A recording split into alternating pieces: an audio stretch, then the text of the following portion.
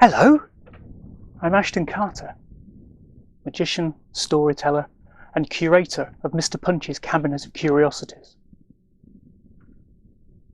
You joined me as I was doing a little bit of scrying in my crystal ball. Let me tell you a little story. I bet you like adventure stories, don't you? Stories where the bold hero overcomes multiple problems, meets wise people, creates a group of like-minded individuals, and they go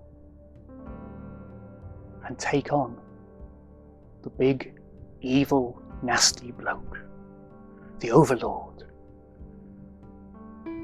the evil king, the deranged sorcerer. These bad guys, they come in all shapes and sizes. But the one thing that they all have in common is that they are like our hero, all flawed. They always have a flaw, mostly in their personality, in their desperate need to tell our hero their plan just before they kill him,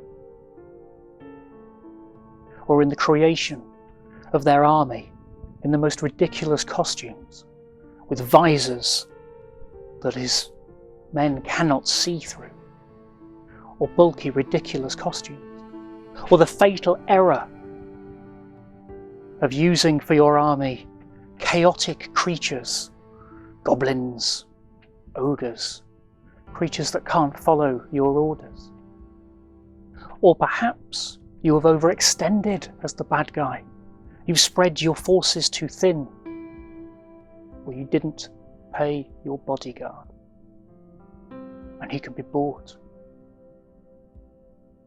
Or you have children that you mistreated, who will provide the key to the back of your castle. There's so many ways as a bad guy, through lack of planning and proper project management, you can end up with the hero's sword through your heart. I'd love to read a story where the bad guy gets it right,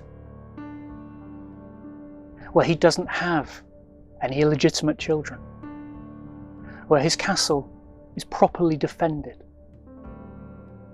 where all of his army and his bodyguards are properly loyal and cannot be bought, that wear well-fitting costumes, that have proper armour that protects them,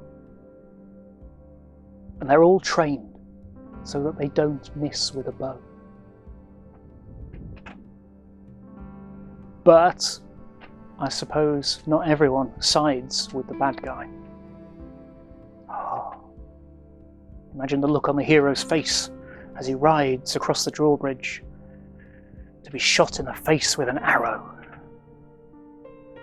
But it doesn't make for good stories.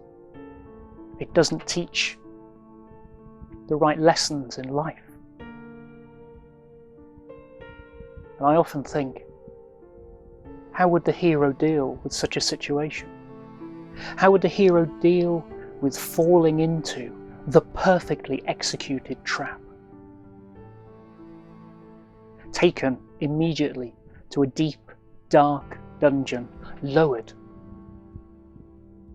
on a rope 30 feet long down into the very bottom of a tower with no doors, no means of escape, the walls perfectly smooth, no handholds, no grips.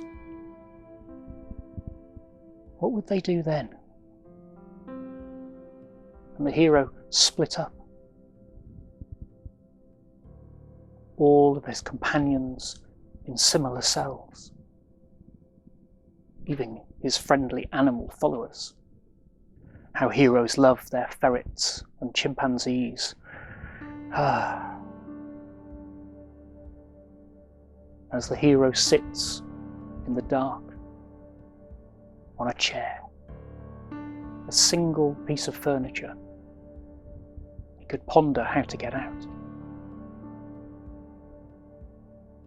And I love a little bit of nonsense.